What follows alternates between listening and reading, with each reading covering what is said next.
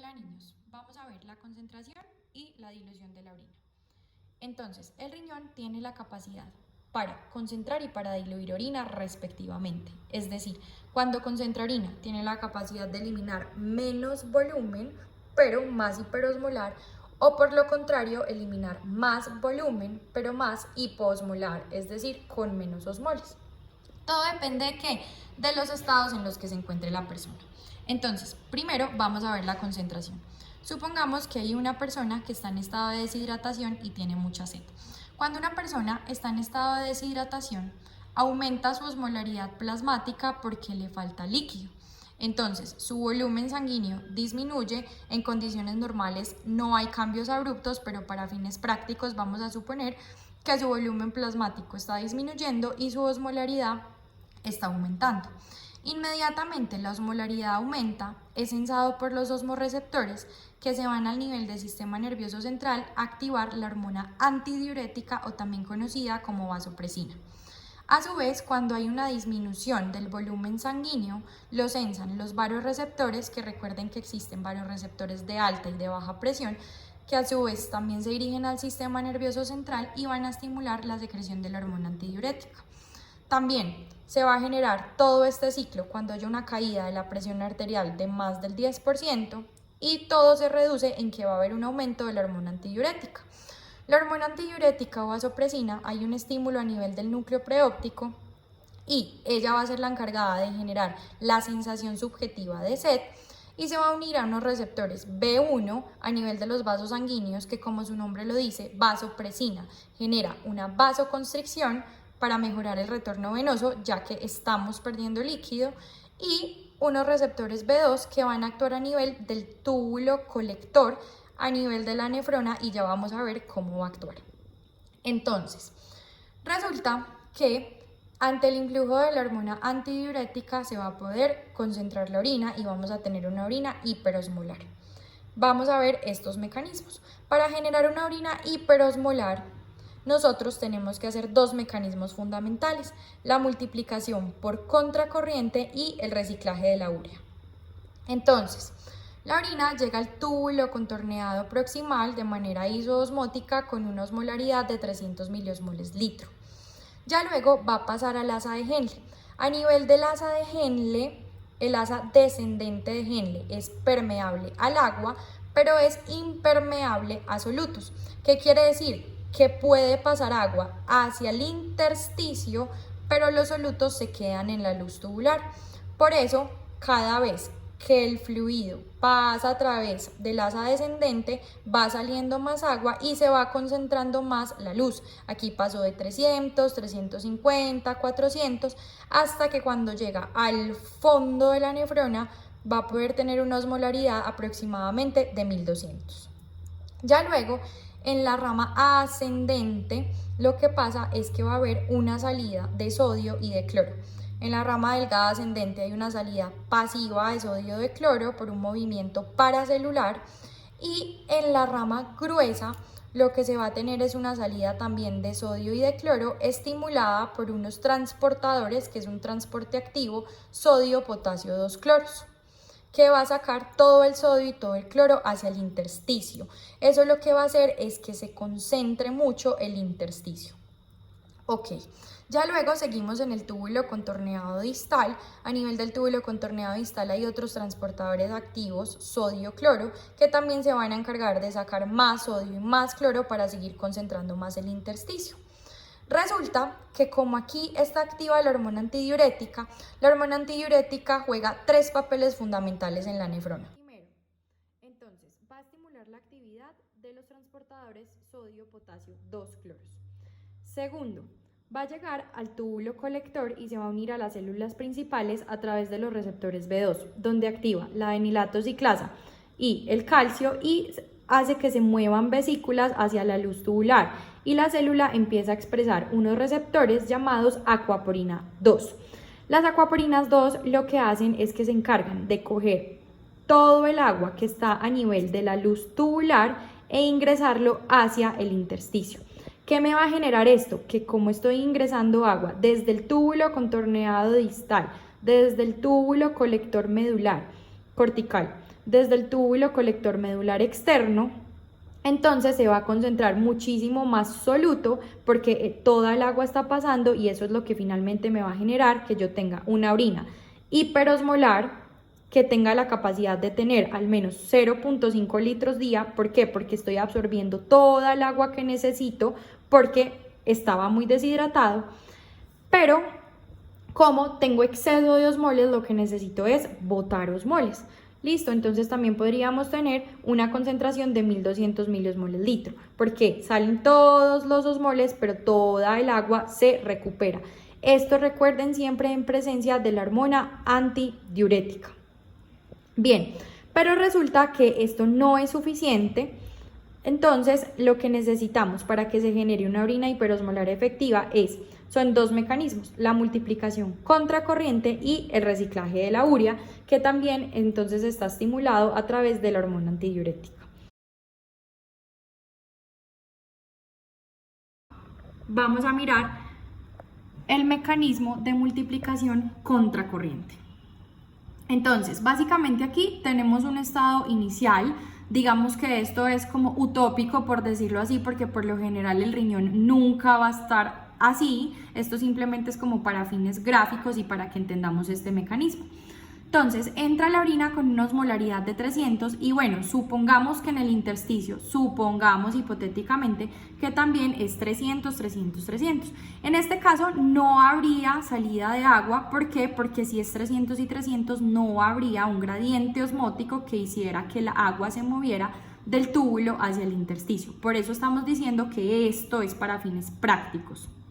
Bien, pero suponiendo que esto es así y partiendo de acá, entonces toda el agua está pasando 300, 300, aquí no hay movimiento de agua porque no hay gradiente osmótico, pero ya cuando llegamos a nivel del asa ascendente de Henle, están los transportadores sodio-potasio 2 cloros, que van a sacar sodio y cloro hacia el intersticio. Cuando sacan sodio y cloro hacia el intersticio, entonces lo van a empezar a concentrar. Una vez lo concentren, entonces aquí sí va a haber una diferencia de gradiente de concentración. ¿Por qué? Porque va a entrar una orina con 300, pero resulta que por este flujo que pasó una vez, se concentró el intersticio, entonces la segunda vez que vaya a pasar el flujo, ya va a haber un intersticio que está más concentrado que la orina que llega. Por eso se llama mecanismo de multiplicación contracorriente. Entonces aquí va a empezar a haber un gradiente osmótico de agua donde sale agua. Recuerden que el asa descendente es permeable al agua pero impermeable a los solutos, es decir, todos los solutos se quedan. Por eso se va concentrando cada vez más porque está llena de solutos, hace su flujo y vuelve otra vez al asa ascendente, donde por los transportadores sodio-potasio 2 cloro se empieza a sacar sodio y cloro y concentra mucho más el intersticio. Ahora, si ustedes se fijan, miren que esta primera vuelta que dio el flujo sanguíneo a nivel de la nefrona, miren el intersticio como estaba, en 400. Pero miren que la segunda vez que pasó el flujo, aquí ya está en 500. Por eso se llama mecanismo multiplicador, porque cada que pasa y hay salida de agua y salida de solutos, se concentra muchísimo más el intersticio. Esto pasa más o menos unas 4 o 6 veces hasta que llegue a 1200, que es lo máximo que puede concentrar la orina. Ahora, ustedes se estarán preguntando, ¿pero cómo hace esta agua para no diluirme el intersticio? Esto se va a dar gracias a los vasos rectos, que ya los vamos a ver a continuación y ya vamos a entender por qué la salida de esta agua no me genera una dilución a nivel del intersticio y me permite mantener todo el intersticio hiperosmolar. El segundo mecanismo importante que tenemos entonces va a ser el reciclaje de la urea. El reciclaje de la urea se va a dar estimulado por la hormona antidiurética. Entonces, miremos aquí. La hormona antidiurética lo que hace es que activa los canales de urea a nivel del túbulo colector, UTA1 y UTA3. Estos canales hacen que la urea pase de manera pasiva al intersticio. ¿Ok? Entonces, en el intersticio la urea tiene la capacidad de concentrar 50% del intersticio. Por eso ahorita vamos a ver que en condiciones normales, por lo general nosotros podemos concentrar 600 miliosmoles, pero cuando nosotros necesitamos concentrar mucho, porque estamos deshidratados, podemos llegar a concentrar hasta 1200 miliosmoles. ¿Por qué?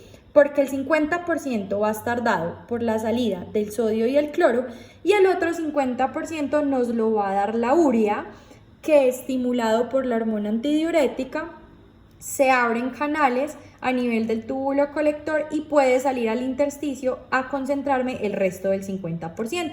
De aquí es donde se explica el 1200 de osmolaridad. Ahora, resulta que esto se llama reciclaje porque una vez está en el intersticio, vuelve y entra por unos receptores de UTA2, de urea2, que está a nivel de las asas de Henle, las asas finas de Henle. Entonces, entra la urea. Dentro ya de la luz tubular, la urea es impermeable, es decir, no puede salir, entonces sigue por la rama ascendente gruesa de Henle, no sale, es impermeable, pasa al túbulo contorneado distal, es impermeable, ingresa al túbulo contorneado, al túbulo colector cortical y medular externo, sigue siendo impermeable, y ya luego cuando pasa al medular interno vuelve y es permeable por el mismo influjo de la hormona antidiurética, pero vuelve y hace el mismo ciclo.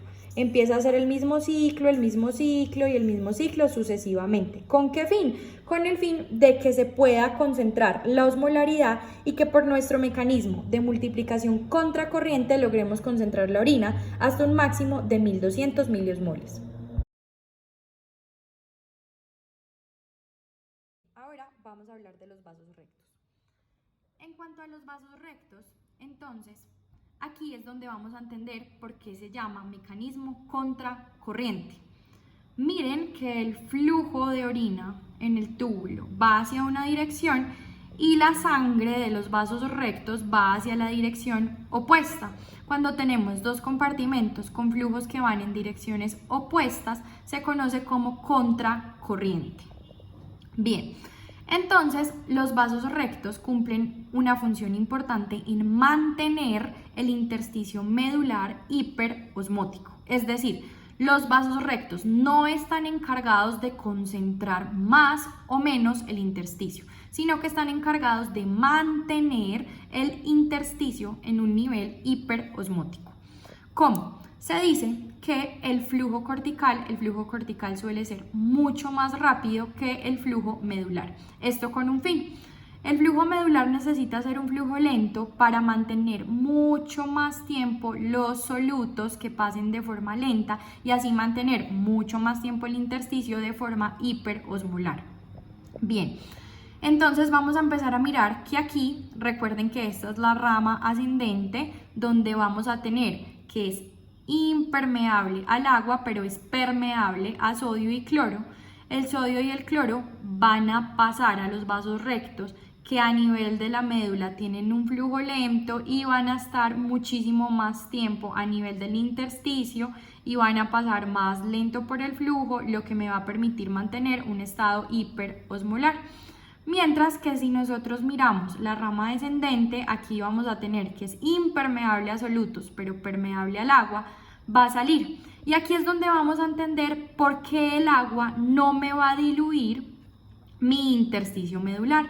Entonces no lo diluye porque inmediatamente sale el agua pasa rápidamente hacia los vasos sanguíneos, luego se va por el flujo cortical y se va de manera rápida por la sangre. Entonces el agua que sale de la rama descendente del asa de Henle pasa directamente hacia los vasos sanguíneos, hacia el flujo del vaso recto y así se elimina su exceso y lo que me permite mantener también el intersticio hiperosmótico. Entonces tenemos dos maneras en que los vasos rectos me ayudan a permitir un flujo lento donde pasan los solutos de manera lenta y está mucho más tiempo en la médula generando que se vuelva hiperosmótico, pero a su vez lo que me hacen es quitarme y eliminarme el exceso del agua a nivel del intersticio rápidamente para que el agua que está saliendo no me vaya a diluir el intersticio.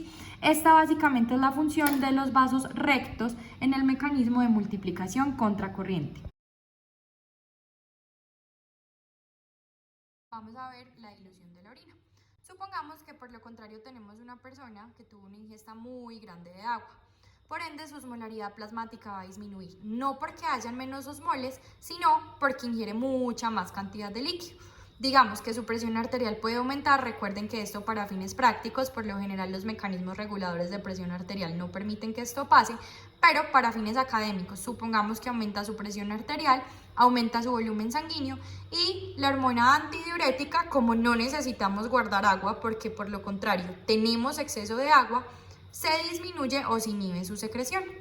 Entonces, volvemos nuevamente a la nefrona, llega el agua, llega la orina con 300 miliosmoles al túbulo contorneado proximal. Ya luego pasa por las asas de Henle en la rama descendente, se elimina agua y se va a empezar a concentrar la orina, como ya lo vimos anteriormente, hasta un máximo de 600 miliosmoles. Ya no vamos a tener 1200 miliosmoles porque al no tener la hormona antidiurética activa no vamos a tener el reciclaje de urea, entonces por eso aquí hay una cantidad menor de miliosmoles. Esta cantidad de miliosmoles básicamente está dada por la salida de sodio y cloro a nivel intersticial. Luego subimos, entonces vamos por toda la rama gruesa ascendente de Henle, donde vamos a tener la salida del sodio y el cloro, vuelvo y repito, por los transportadores sodio, potasio, 2 cloros, que me van a concentrar el intersticio a 600 miliosmoles más o menos. Resulta que el túbulo contorneado distal y el túbulo colector cortical y medular externo tienen baja permeabilidad, no nula, pero sí baja permeabilidad a la reabsorción de agua. Por ende, no es como en la concentración, que por la hormona antidiurética salía toda el agua de nuevo hacia la sangre, sino que como aquí tenemos exceso de agua, no necesitamos concentrar, no necesitamos guardar más agua, por lo tanto el exceso de agua se puede eliminar. Entonces, como no hay influjo de la hormona antidiurética y el agua tiene una baja permeabilidad a nivel del túbulo contorneado distal y el túbulo colector, entonces el agua va a pasar por toda la luz tubular, En el túbulo colector, en la parte de la médula interna, hay un poco de reabsorción de agua, sin embargo no es lo suficiente significativa como para generarme una orina hiperosmolar. Entonces digamos que todo el exceso de agua que vino, que no se reabsorbe porque no hay influjo de la hormona antidiurética, va a salir. Entonces vamos a tener una orina que está mucho más diluida, no porque tenga menos osmoles, sino porque tenemos más agua en la luz tubular que no estamos reabsorbiendo, y segundo, vamos a tener una cantidad mayor. Por eso se dice que podríamos llegar a una concentración de 50 miliosmoles, miren que es mucho más poquito, pero recuerden que no es porque no haya osmoles, sino porque hay mucha agua que me está diluyendo en medio de la luz tubular, y podríamos llegar a excretar hasta 20 litros día, o sea, es como 3 veces más de lo que por lo general sacaría una persona en un día. Entonces así se hace. ¿Por qué entonces aquí no vamos a poner la urea? Porque recuerden que el reciclaje de la urea también es dependiente de la hormona antidiurética, pero como aquí tenemos exceso de líquido, no necesitamos la hormona antidiurética. Por lo tanto, ¿qué va a pasar con la urea? La urea sigue su camino, es impermeable y se va a eliminar el exceso de urea. Ahora, ¿de qué depende que se elimine o se absorba la urea? Entonces depende de 3 cosas. De la concentración plasmática de urea. Si la concentración plasmática de urea es muy alta, se va a incrementar la excreción de urea. De la tasa de filtración glomerular. Si la tasa de filtración glomerular disminuye, por ende también va a disminuir la excreción de urea. Por eso aquí explicamos por qué los pacientes con insuficiencia renal acumulan urea a nivel plasmático. Mientras que si la tasa de filtración glomerular está aumentada, va a aumentar la excreción de la urea. Y el tercer factor que me va a determinar la excreción o no excreción de la urea es la reabsorción tubular por sus canales AT1, AT3 y UTA2. Pero eso de quién depende, acuérdense que eso depende de la hormona antidiurética, que en este caso no aplica porque lo que tenemos es exceso de líquido. Y listo.